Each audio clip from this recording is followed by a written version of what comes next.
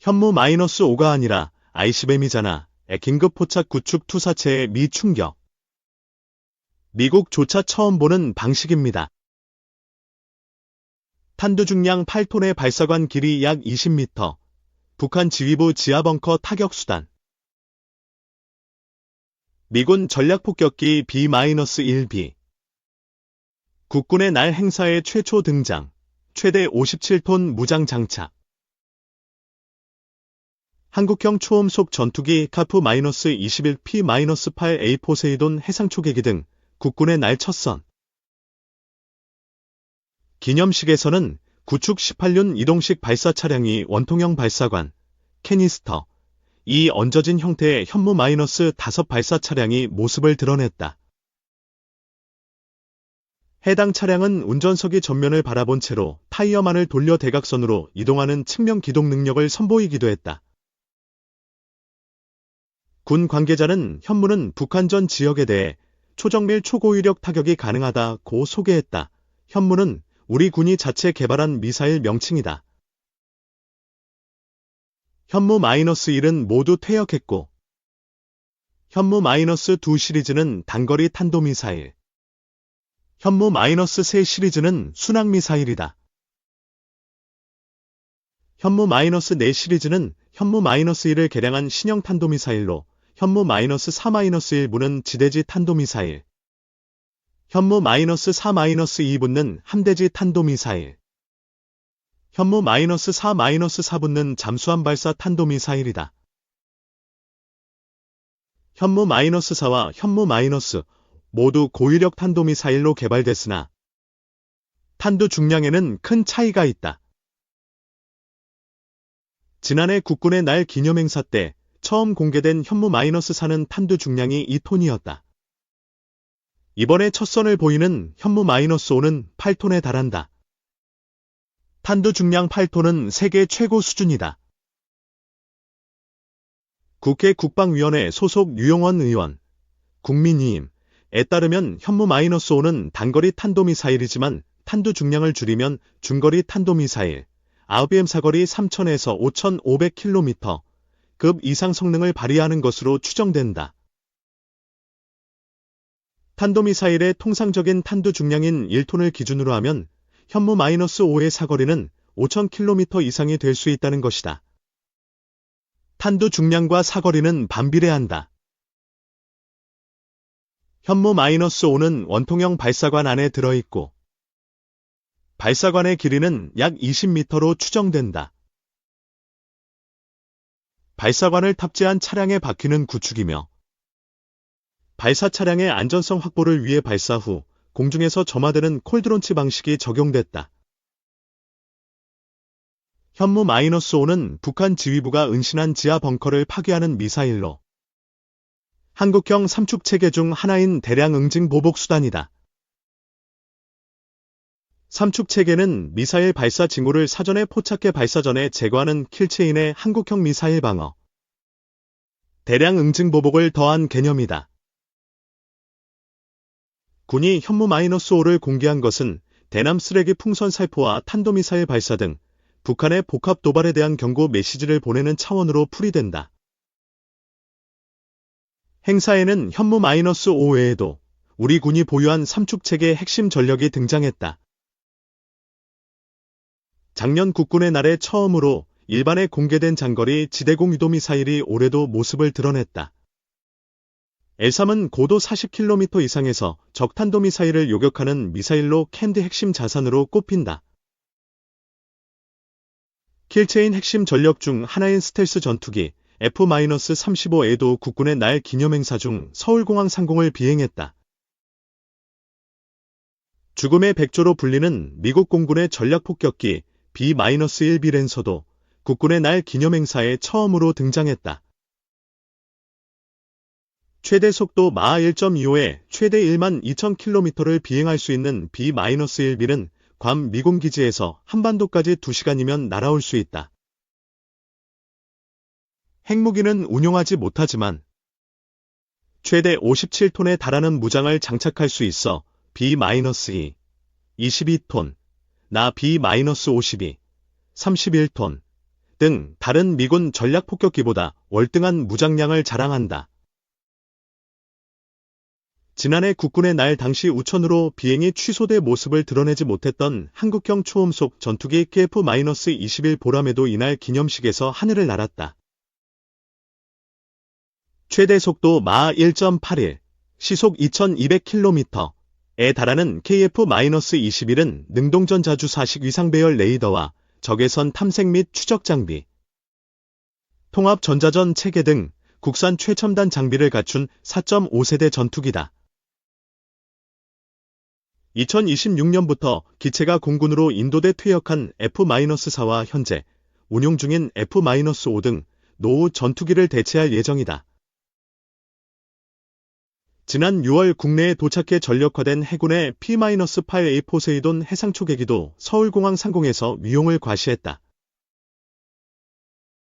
민항기인 보잉 737을 해상초계기로 개조한 P-8A는 시속 900km 이상 속도로 비행하며 적 잠수함을 찾아내 공격할 수 있어 잠수함 킬러로 불린다.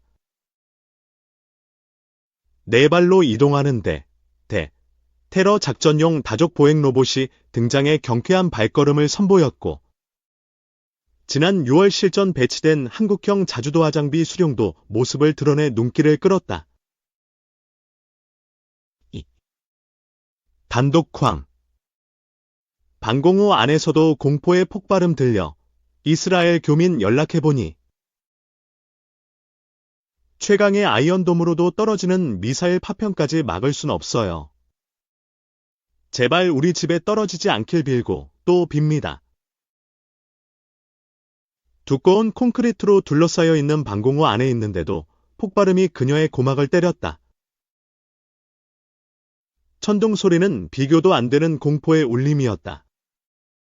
휴대폰 애플리케이션 앱 알람을 보니 다행히 상공에 날아든 미사일은 요격됐다고 한다. 방공호를 울린 굉음은 상공에서 폭발하는 소리였던 모양이다. 시끄러운 사이렌 소리가 멈춘 뒤 방공호 밖으로 나가자 매캐한 연기가 코를 찔렀다. 격추된 미사일 파편에 맞은 차량이 폭발하면서 발생한 연기였다. 이스라엘 텔아비브에 14년째 거주하고 있는 40대 여성 교민 A씨는 6일 매일경제와 인터뷰에서 하마스와 전쟁 1년에 대한 소외를 극심한 방공호 폐소공포라고 토로했다. 남편과 자녀 1명 등 세 식구가 매일같이 날아오는 미사일로 인해 긴장의 끈을 놓지 못하고 방공호에 의존하는 일상을 거듭하고 있다는 것이다. 수도 예루살렘에서 북서쪽으로 60여 km 떨어진 텔아비브는 이스라엘 경제 중심지로 겹겹이 마련된 방공망으로 보호받고 있다. 그러나 지난해 10월 가자 전쟁 발발 후 1년을 맞은 최근 하마스, 헤즈볼라, 후티 반군과 3면전이 펼쳐지면서 대피 경보가 더 빈번해졌고, 잊을만하면 들리는 전투기 출격 소리에 자신과 가족이 전쟁의 한복판에 있음을 몸서리치게 된다고 토로했다.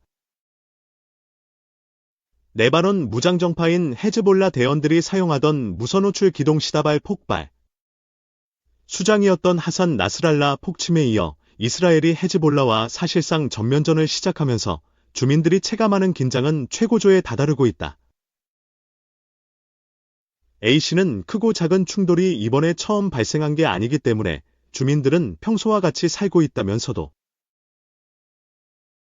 하지만 헤즈볼라는 팔레스타인 무장정파 하마스와 비교해 무기 종류도 다양하고 물량도 많으며 타격 정확도도 뛰어나다는 걸 주민들도 알고 있다고 말했다. 이란의 대리 세력인 헤즈볼라를 상대로 대청소에 준하는 작전이 계속되면서 사실상 5차 중동전쟁이 시작된 것 아니냐는 국제사회의 염려도 커지고 있다. A씨는 이란의 다른 대리 세력과 달리 헤즈볼라가 세계 최고의 민병대로 불리며 다양한 보복 대응에 나설 가능성을 염려하고 있다. 헤즈볼라는 병력만 최대 6만 명에 미사일만도 20만 기 이상을 가지고 있는 것으로 알려졌다. 하마스의 로켓포나 미사일 보유량과는 차원이 다르다. 그는 전쟁이 갈수록 격화하면서 아이들을 학교에 보낼 때 걱정이 앞선다고 전했다. 3. 또 너냐, K 대한항공. 중형헬기 성능 개량 사업 격돌, 한국항공우주와 대한항공이 한국형전투기, 한국형전투기. 무인 드론에 이어 육군 중형회 전익기 성능 개량 사업에서 다시 맞붙는다.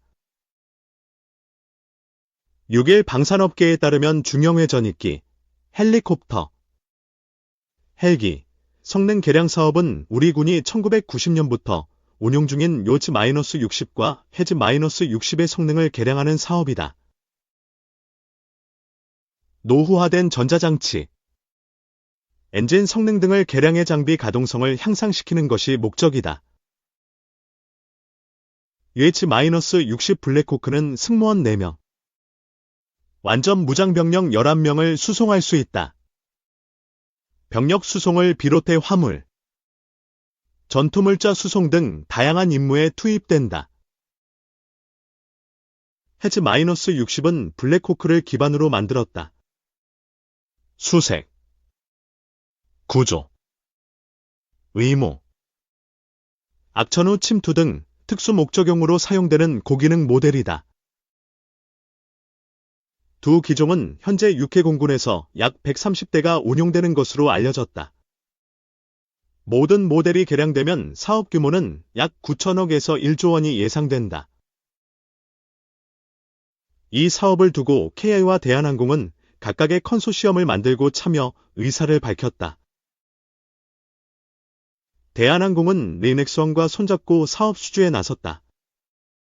국군이 운용 중인 UH-60 대부분을 자사가 라이센스 생산한 만큼 창정비, 개조, 항전 성능 개량, 완전 복구 등에서 강점이 있다는 판단이 있다.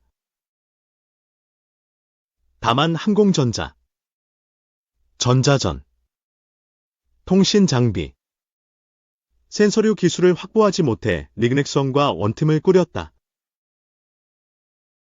K는 하나시스템, 엘빗, 이스라엘과 MOU를 체결했다.